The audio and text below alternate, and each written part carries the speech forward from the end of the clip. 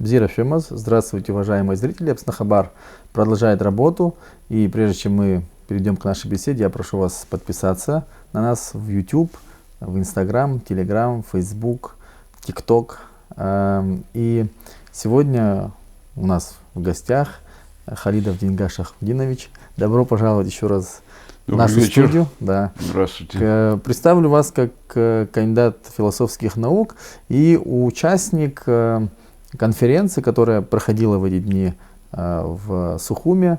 Конференция называлась «Кавказская война. Уроки истории и современность».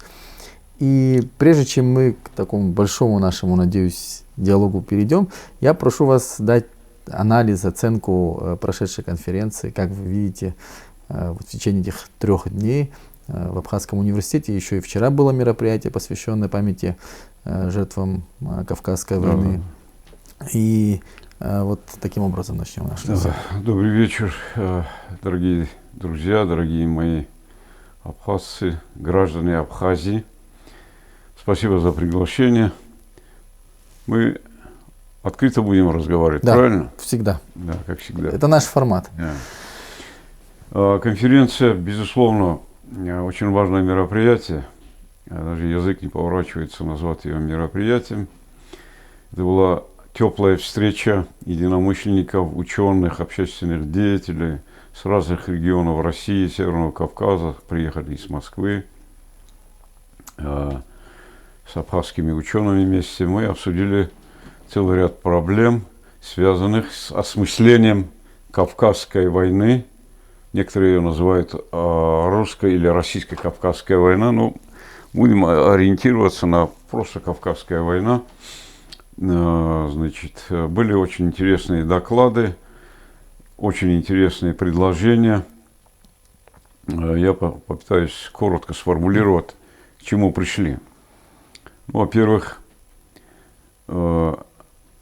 Кавказская война не получила должного с точки зрения и политики, и морали, и науки осмысления Российской Федерации. Сейчас идет обратный процесс, когда начинают возрождать шовинистические интерпретации Кавказской войны, далекие от науки, с одной стороны. С другой стороны, есть факты, когда с националистической точки зрения интерпретируется Кавказская война, отсутствует целостный подход к ее осмыслению, к ее уроков и последствиям.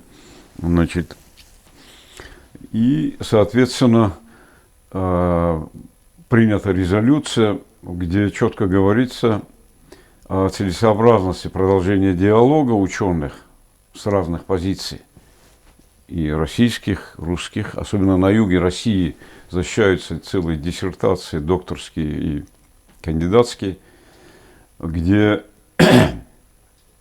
Кавказская война преподносится очень тенденциозно. Ну, чтобы зрители поняли, абхазцы, заново возрождается концепция, теоретические постулаты в рамках набеговой экономики, что не соответствует науке. Значит, я не буду сейчас приводить наши аргументы ученых, но ясно, что это не тот способ и не тот метод объяснения и понимания причин Кавказской войны.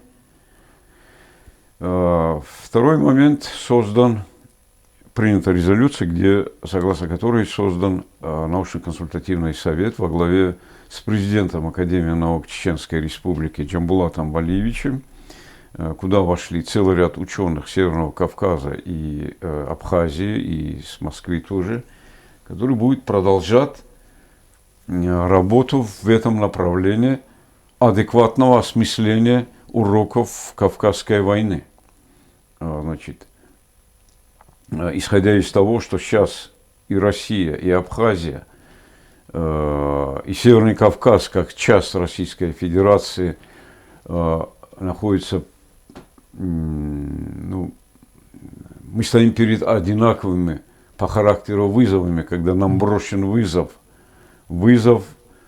направлены на демонтаж нашей культуры, нашей цивилизации, российской цивилизации, абхазской культуры, абхазской цивилизации тоже, ну, как части общекавказской цивилизации, я имею в виду общекавказская, в данном случае Северный Кавказ.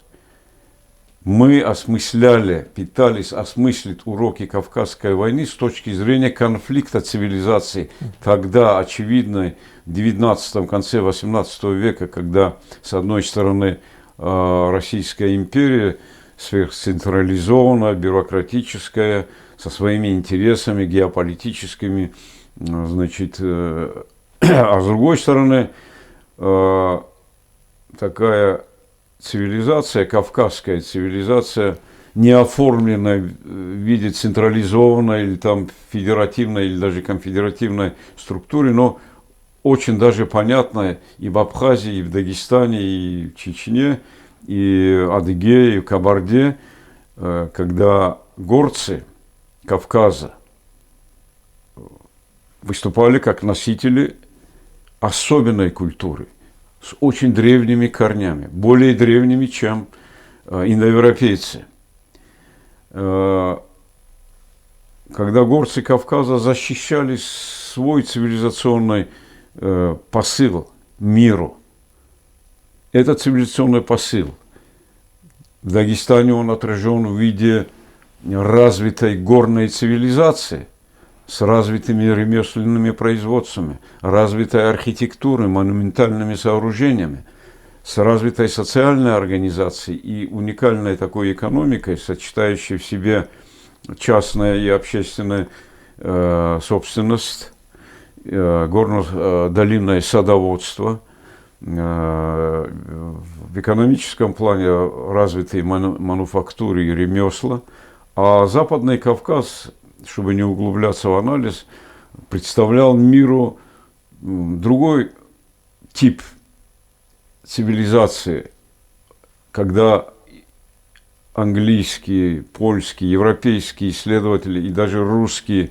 генералы восхищались их политической и социальной организацией, расписанной в кодексах адыгской этики и этикета, кодексах абхазской этики и этикета. На Восточном Кавказе та же самая ситуация. Это все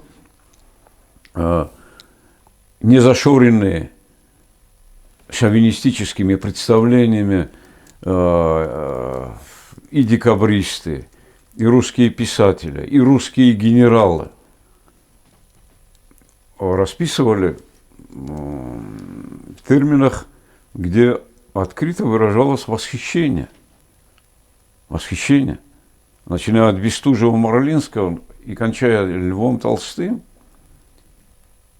это гимн кавказской культуры, кавказской цивилизации. И мы для себя решили продолжать научные исследования в этом плане. Если мы говорим о культуре кавказской, о кавказской, ну пусть будет такой региональной цивилизации, да, так надо операционализировать это понятие цивилизации. В чем она выражается? Расписать, начиная с термина, что такое цивилизация. Цивилизация – это, прежде всего, гражданское общество, которое формируется в городах, государствах, полисах. Развитая система полисов, городов, государств была в Дагестане. Несколько десятков городов, скажем так. Это все надо доказывать, а не просто громогласно заявлять, что вот мы уникальны, мы соль земли, значит, будьте любезны считаться с нами. Поэтому мы приняли резолюцию, создав этот совет, проводить научные конференции, продолжать научные поиски в этом отношении и обратиться в том числе и на федеральном уровне, на российском федеральном уровне, Министерство просвещения, чтобы с предложением, чтобы были заново переосмыслены некоторые положения в учебниках истории России. Там вообще нет Ни одного слова про Кавказскую войну в учебниках истории, по-моему, для 8 или для 9 класса. Война, продолжавшаяся, ну, по разным оценкам, там, 60 лет, 50 лет, 40 лет, а то и некоторые называют 100 лет, не нашлось ни одного слова. Война, которая поглощала шестую часть бюджета Российской империи, война, которая уносила жизни десятков тысяч людей ежегодно. Лапин есть автор, очень интересный автор, армия, российская армия на Кавказе. Он приводит цифру, что 1 миллион потерь. Ну, основные потери это за счет болезней в гарнизонах, разбросанных по всему Кавказу, начиная от Черноморской линии в Абхазии до Анапы и до, значит, Дагестана включительно. Вот. Это как будто этого войны не было. Это тоже отражение комплекса. С одной стороны превосходства, а с другой стороны комплекса в психологическом отношении, ну, негативного, скажем так, мягко выражаясь. Спасибо. Мы вас покорили, мы вас завоевали, и это не скрывали ни Ростислав Фадеев, ни Дубровин, ни другие генералы. Кто еще там писал? Василий Потта, 4-томник «Кавказская война». Есть еще сборник «Покоренный Кавказ», я ее купил еще, значит, в Ленинграде в 1984 году. А издание этого сборника, огромный сборник, издательство «Каспари», 1904 год. Спасибо. Я, безусловно, не эксперт в таких сложных вопросах. Ты эксперт в международных отношениях. Да. Но я сейчас попробую таким образом сформулировать вопрос. Все-таки, ну, если мы берем период Кавказской войны, по крайней мере, основной, самый такой тяжелый, это 19 век, то наши народы, да, исконно кавказские народы, можно сказать, что не смогли ответить на вызов времени. Да? Да. И теперь же пытались, но разные факторы работали, да, но не сумели. И сейчас бы я хотел перенестись в наше время. И какие, вот, на ваш взгляд, вызовы есть перед нашими народами сейчас, да, перед нашей культурой, перед нашей идентичностью? Они могут быть, кстати, они могут частично отличаться там, в Дагестане и в том числе в Абхазии, там, да, в разных республиках Северного Кавказа. Но на ваш взгляд, какие есть сейчас вызовы и какой урок мы можем как народы вынести из вот того конфликта цивилизаций и надвигающегося, да, нового времени, и как нам ответить на эти вызовы? Вот такой вопрос. Чтобы ответить на этот вопрос, надо прочесть одну лекцию. Ну, мы имеем время, кстати. Да, ну это. Но, может быть, не часовая лекция, не 40 минут. Не злоупотреблять. Да. Вызовы. Давайте вот так, если честно, Ливан. Если бы я сказал, что я знаю, как ответить на эти вызовы, то вы меня бы... Начнем формулировать, давайте так. Формулировать, да. Начнем формулировать. Я для себя формулировал вот с точки зрения интересов выживания и развития абхазской государственности, абхазского народа и всего сообщества, абхазского, я имею в виду государства, то я для себя сформулировал так эти вызовы. Их надо разделить на 3 группы. Первые, они исходят от той мощной, сверхмощной мегасилы, которую мы обозначаем как ультраглобализм. Это мегабанки, мегакорпорации, которые деньги производят из воздуха, одним щелчком кнопки. Они не испытывают никакого недостатка в деньгах, и они работают через свою креатуру в разных странах, в том числе наверняка есть в Абхазии, и они могут манипулировать людьми, и простыми крестьянами, и бизнесменами, и депутатами, имея мощнейший рычаг влияния на них. Ничего нового в этом нет. Такова была политика олигархии, денежной олигархии и в древнем Древней Греции, в Элладе, и Карфагене, и Венеции, и Генуи, которые ваши предки хорошо знают, генуэзские купцы здесь активно занимались работорговлей. И деньгами покупали вашу элиту, которая, покупаясь на деньги генуэзских купцов, продавала здесь рабов, похищая их у враждебных племен, скажем так, открыто. Правильно? Ну, у кого могли, у соседей. У кого могли, да. Подрывали единство этноса, народа. Тогда еще, это 7-8 веков назад. 7-8-6 веков назад. Да, 6-7.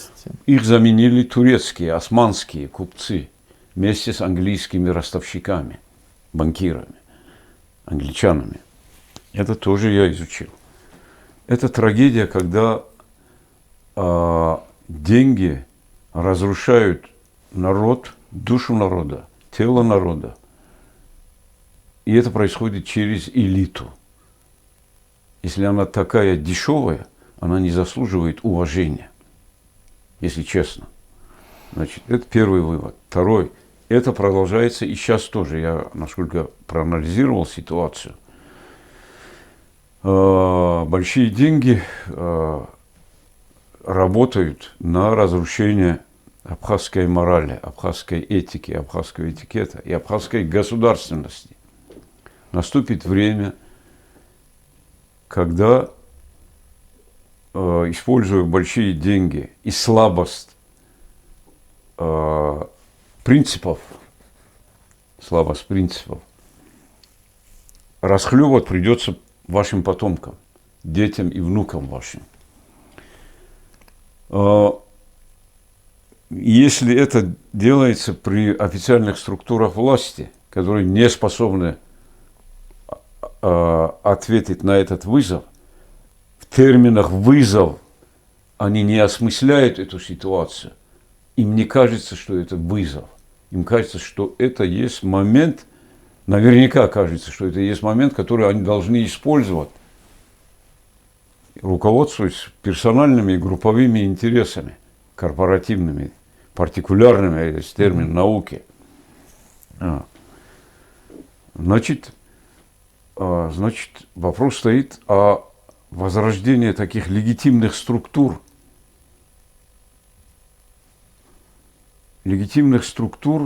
которые идут от народа, чтобы сказать, нельзя так делать. Я приведу один пример.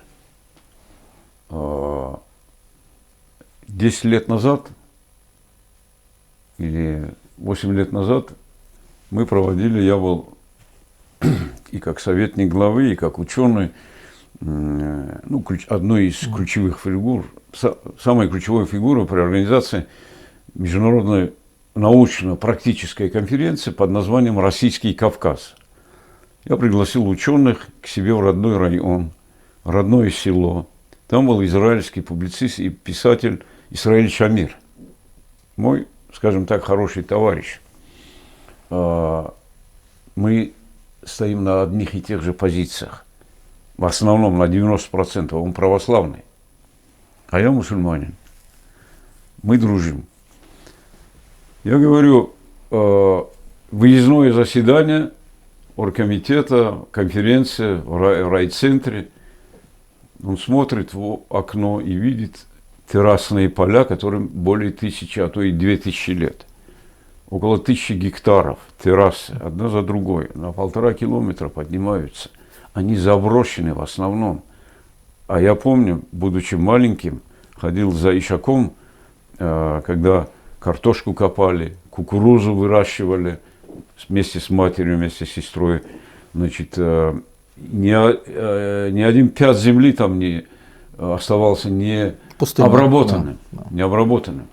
Я говорю, надо подумать, привлечь бизнес, как-то организовать кооператив, в общем, чтобы земля работала, и чтобы... Рабочие места, деньги, рабочие места, деньги, короче говоря, в общем, меня занесло. Ему дали слово. Исраиль Шамир, он же видел палестинскую трагедию. Израиль, он пропалестинский, он антисионистский писатель и публицист, потому что переживает за и еврейский народ, и палестинский народ. А может, не стоит, говорит, сюда привлекать денежных мешков? Потому что рано или поздно окажется, что они работали на себя, а ваш народ маленький, вот эта община, она не маленькая, это 4000 человек в селе, ну, взрослое население 2900 хозяйств. Они проиграют, говорит. Деньги безжалостны, Дингаш Ахрудинович. Я говорю, Израиль, понял, меня занесло, но я начал рассуждать как несостоявшийся бизнесмен и экономист, а ты меня спустил на грешную землю, потому что ты имеешь больше опыта, как народ может, потеряв землю, она теряет родину, ну, короче говоря, и со всеми вытекающими отсюда последствиями. Таким образом, чтобы защитить себя, вот здесь надо осмыслить ситуацию в этих терминах. Что будет со страной Апсны, Абхазии через 10, 20, 50 лет? Горизонт планирования и горизонт мышления должен соответствовать задачам сохранения народа и государства. Вопрос земли и недвижимости. Кто хозяин на этой земле? Безответственность, меркантильность, отсутствие принципов рано или поздно может привести к тому, что народ окажется не хозяином своей земли. На положение наемных рабочих, у латифундистов, у новых капиталистов, которые могут действовать через свою креатуру, своих подставных лиц. И в Абхазии, и на Северном Кавказе. В Дагестане уже процесс этот идет. Это второй вызов. Третий вызов. Органы власти формируются вроде на законной основе, но с нарушением целого ряда пунктов Конституции, законов, и она нелегитимна. А люди путают, и даже сами депутаты путают законность и легитимность. Легитимность – это когда народ действительно выбирает, избирает. А по закону может пройти вполне нелегитимную власть, структуры власти, то есть персоны. Проблема сформирования легитимных органов власти – это третий вызов. И мы в Дагестане рассчитываем и будем проводить политику, опираясь на закон и на Конституцию, создание таких на уровне местного самоуправления структур, которые отражают реальные интересы людей, живущих на земле.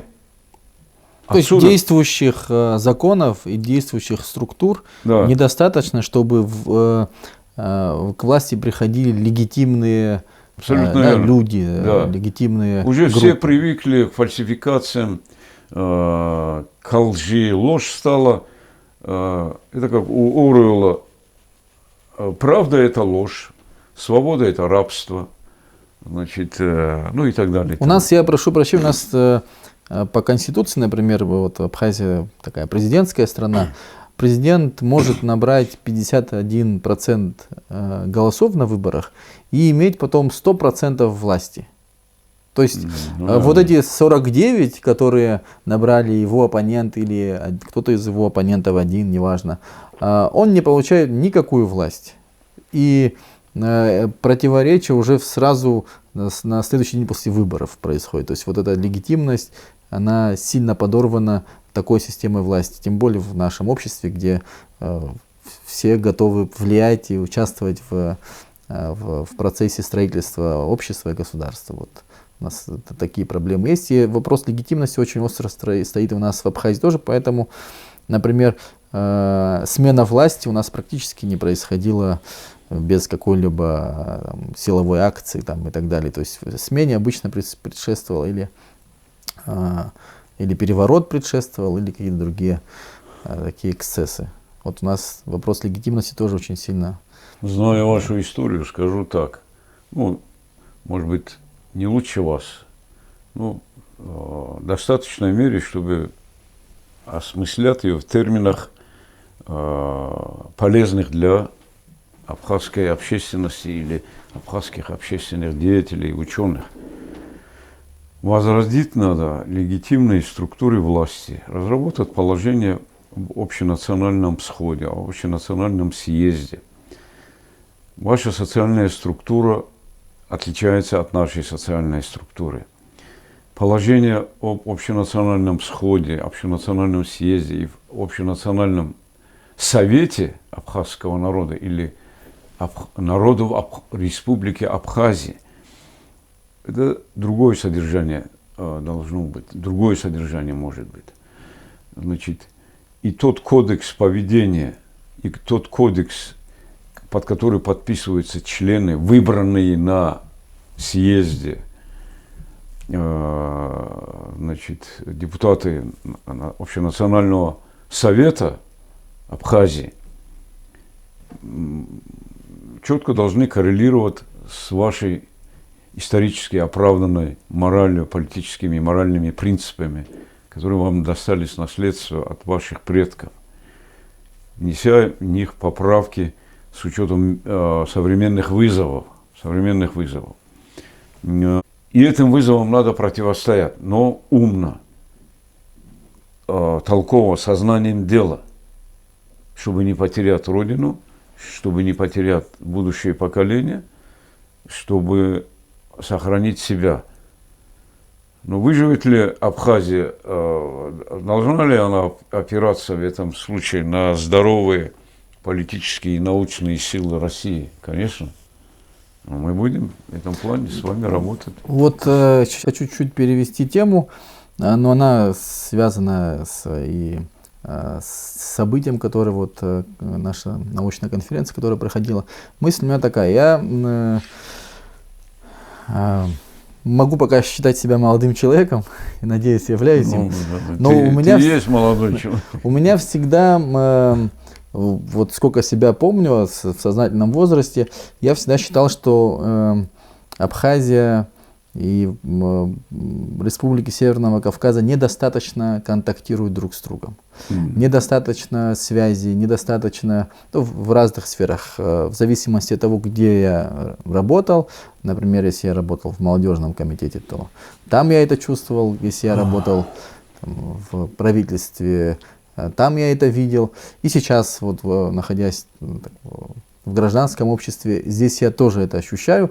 И вот в этом смысле, конечно, конференция — это такой очень хороший был толчок, хорошая ступень для того, чтобы изменить эту тенденцию. Потому что вот если вспомнить конференцию горских народов Кавказа, где вы принимали активное участие, но это были события на изломе, это было время, когда нужно было спасать Абхазию, да, и тогда братские народы оказали несравнимую ни с чем помощь, да, они.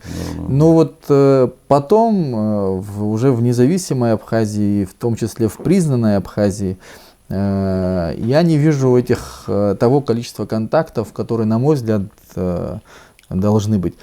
С чем, на ваш взгляд, это связано? Проблема ли только в Абхазии и в наших структурах, в нашем обществе? Что следует изменить вот в этом вопросе, как вы думаете? И согласны ли вы с оценкой? С оценкой я согласен. Проблема и в Абхазии, и в Северном Кавказе тоже. Уже не то общество в Северном Кавказе, не то общество в России, не те ценности. За 30 лет произошла такая трансформация. Значит, тогда северокавказская и абхазская элита и молодежь были чище в моральном отношении. Я имею в виду воспитанная и на кавказских традициях, и на советских традициях коллективизма. При всех нюансах советского воспитания, социализации, они несли позитивные смыслы.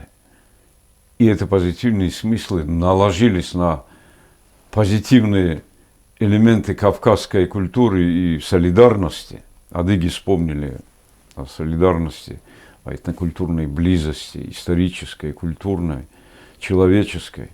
Чеченцы в основном тоже вспомнили это все. Часть дагестанцев тоже. Этим вызван был такой активный диалог, сотрудничество. И абхазская элита, значит, проводила в этом смысле правильную политику. Потом наступило время блокады. Вы были в тяжелейшей ситуации, я помню, это 90-е годы блокада, начало нулевых, пока в 2008 не признали. Значит, но сейчас вопрос же звучит, что надо делать. Да, что надо делать? Да. По линии научного осмысления истории Кавказа и кавказской цивилизации надо продолжать диалог ученых. И коль скоро ты назвал, что у нас есть цивилизация, надо доказывать научному сообществу, а в чем она выражается. Цивилизация выражается как в культуре, вернее, как в культуре, так и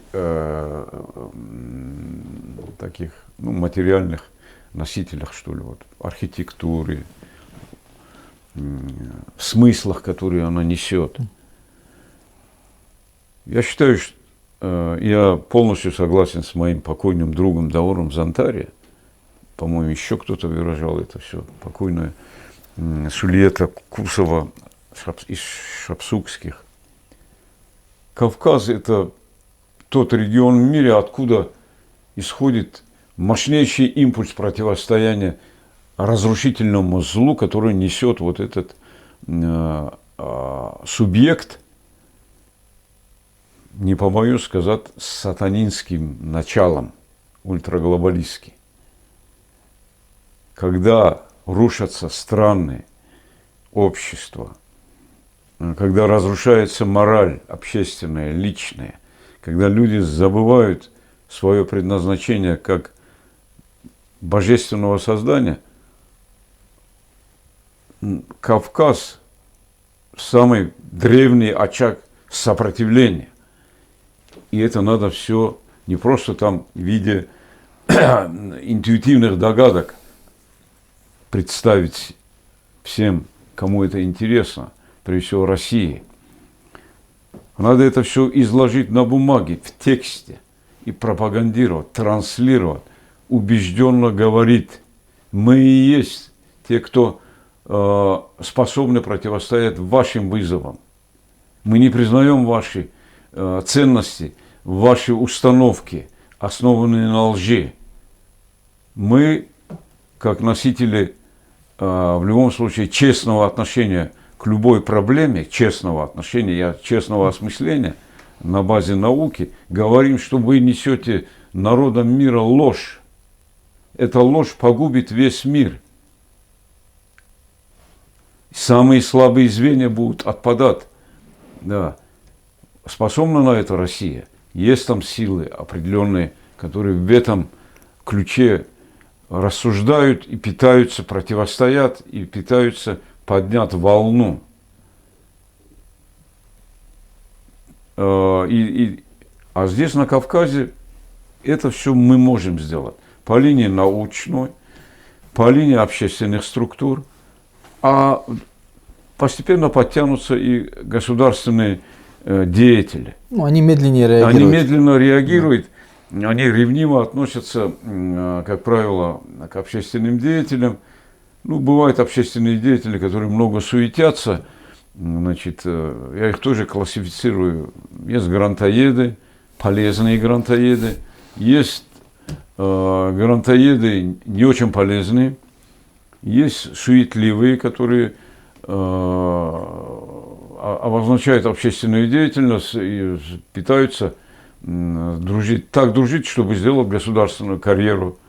А есть те, кто бескорыстно служат своему народу, обществу, очень переживают и пытаются осмыслить ситуацию и выработать какие-то механизмы решения проблем сознанием дела. А есть горячие головы, вот как в Дагестане, там 5000 человек в аэропорт пришли и сказали, мы против Израиля, ее политики. Значит, мы не хотим, чтобы сюда переезжали оттуда репатрианты. Абсолютно, ну, такая понятная позиция, да, всколыхнула весь исламский мир. Вот молодцы дагестанцы. А теперь 150 человек там сидят, молодежи, без всяких оснований на это там, ну, уже продлевали несколько раз. Но это была не совсем адекватная реакция, но вполне понятная. Мы должны действовать умно, толково, не нарушая законы. Вот так бы я сказал. То есть, прежде чем сотрудничать, Северный Кавказ, Абхазия, надо четко представлять, перед какими вызовами мы стоим, что надо делать нам вместе, что надо, чем отличаются ваши вызовы и наши вызовы, где специфика. Значит, это не так трудно это сделать. Да. Но гораздо больше общих вызовов. Гораздо больше общих, но у вас есть своя специфика. Спасибо. У меня один вопрос заключительный от меня на сегодня. И я бы хотел вас попросить проанализировать Абхазию вот с 93-го года и чего она достигла, на ваш взгляд, на сегодняшний день. Потому что здесь, когда мы здесь в своем соку, мы каких-то вещей, может быть, не видим, может быть, по-другому их анализируем. Вот с вашей стороны, вы имеете связь с Абхазией, все эти годы у вас есть здесь друзья, вы бываете в Абхазии, и вот вы анализируете, рассуждаете, да, и мне хотелось бы вот узнать, как вы оцениваете тот путь, который смогла пройти Абхазия за эти 30 лет после войны? Ну, это нелегкий вопрос. Пока вас Россия не признала, вы худо-бедно пытались опираться на собственные силы, значит, были более сплоченные.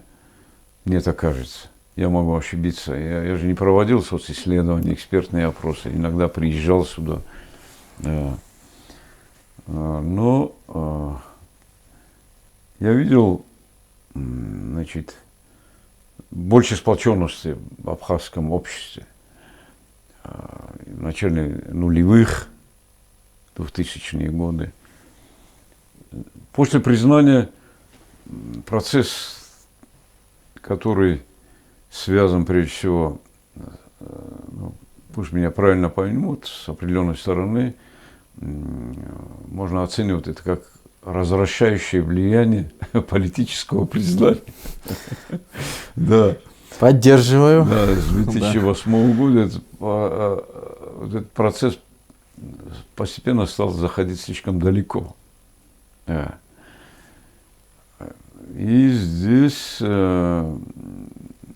те, кто рисковали жизнью, те, кто, значит, четко, ясно заявляли о своей позиции до Отечественной войны и после Отечественной войны, и те, кто сплотились вокруг Вячеслава Ардзимба, Владислава Ардзимба. Владислава Ардзимба, да.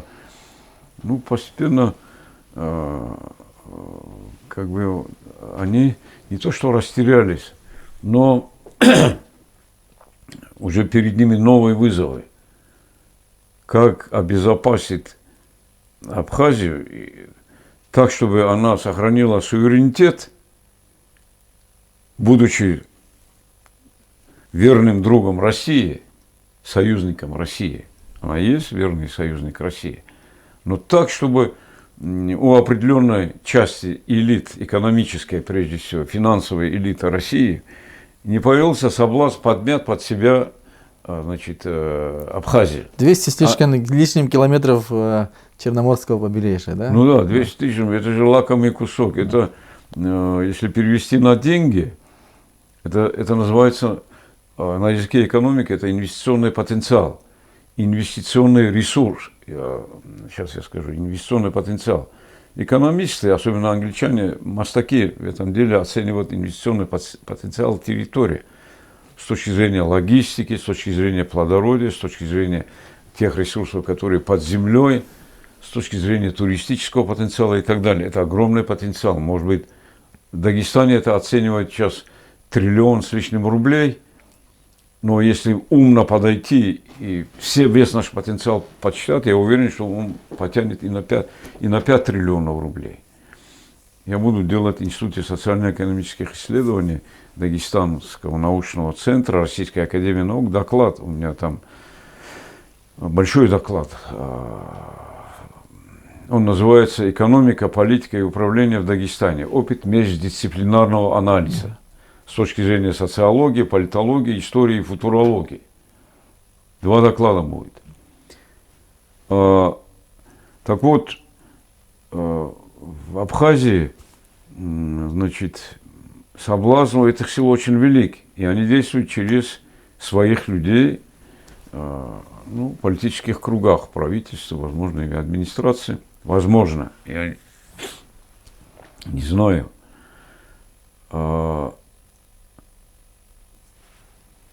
Следовательно, вопрос стоит так: сможет ваша политическая элита противостоять, держаться определенных принципов и не допустить непоправимого, когда вдруг, не вдруг, а в течение определенного промежутка времени страна окажется в руках большого капитала, соответственно, население, народ окажется на положении наемных, полукрепостных, зависимых, потому что капитал не у них. Значит, вот здесь как раз, пусть меня правильно поймут, социалистические принципы должны быть внедрены в законы, которые позволят защитить народ от такого большого капитала. Лучше иметь здесь в Абхазии тысячи мелких, сотни средних бизнесменов, чем большой капитал, мегакапитал, который всех купит с потрохами, начиная с действующих политиков. Некоторые государственные деятели любят говорить: нам нужны миллионы, значит, малых и средних предпринимателей. Мы будем поддерживать. Потому что малый и средний бизнес все время плачется. Перед лицом государства просит: помогите здесь, помогите там. А крупный капитал ничего не просит. Он просто покупает с потрохами политиков и проводит через них законы, которые им выгодны. Им выгодны.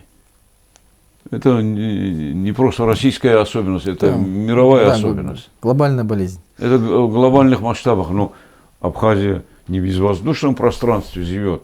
Сюда большой капитал в раз зашел и начнет, и уже начал, говорят, у вас действовать таким образом, что на уши поставили вашу, ну, в хорошем смысле, национально озабоченную общественных лидеров. В хорошем смысле. Да, спасибо за оценку, и спасибо за, вы в самом начале сказали, будем говорить честно и открыто, и ваши ответы как раз они подтверждают, что мы сегодня говорим честно и открыто, и даже то, что, может быть, некоторым из нас могло бы не понравиться, вы это сказали, это я за это вам огромная благодарность. Вообще, я должен сказать, что вот политика нашей компании, да, нашего канала, это как раз обсуждать откровенно и честно, и с точки зрения науки, с точки зрения экспертности. Все вопросы, которые возникают в нашем обществе. И хочу еще раз поблагодарить от имени нашей небольшой команды, буквально 2 человека, Анзор, Маршан, ваш покорный слуга. Еще раз вам огромное спасибо за то, что и за ваши выступления в рамках конференции. Я с большим удовольствием слушал, и за эти дни, за наши беседы Непременно жду на Апснахабар и ждем в Абхазии. И очень надеюсь в скором времени побывать в Дагестане в том числе. Прежде чем вас поблагодарить, я обращаюсь к телезрителям, абхазцам, моим друзьям и знакомым, и незнакомым, от которых зависит судьба вашей прекрасной страны. Нет ничего дороже Родины, нет ничего дороже семьи, нет ничего дороже фамильной чести. В конце концов, самое, что дорогое, это вера в единого Бога. Мы божественные создания, которые должны чувство долга и перед будущими поколениями, а не только перед Всевышним, и не только перед своим близким и дальним окружением. Если этих принципов не держаться, очень легко оказаться на обочине истории, очень легко потерять то, что ты имеешь, очень легко потерять доброе имя. Крутые машины, крутые коттеджи и крутые не совсем хорошие вещи, которыми хвастаются многие, без чего люди не могут, это ничто по сравнению с тем, что они оставят потомкам в виде доброго имени, верности принципам и честности. Еще раз благодарю за приглашение. Дай Бог вам здоровья, успехов, признания, и чтобы много было лайков у вас, много помощи. Чем больше просмотров, тем больше тоже, как там, донаты называются. У нас донатов нет, это общественная такая наша миссия. Пусть будут донаты хотя бы, пусть комплименты, пусть будут комментарии. Да. Спасибо. Спасибо большое. Абзирас.